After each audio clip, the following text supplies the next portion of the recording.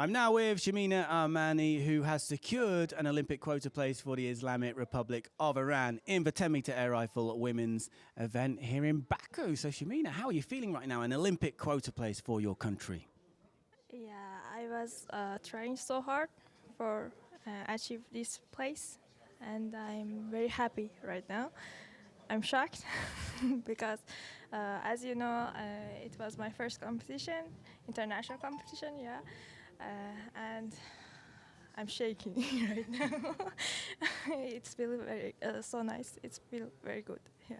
Yeah, and that's okay. That's okay to be shaking from happiness, from shock. And it's been, as you said, an incredible time for you because it is your first international ISSF competition. So it's been a pretty good experience then, yeah?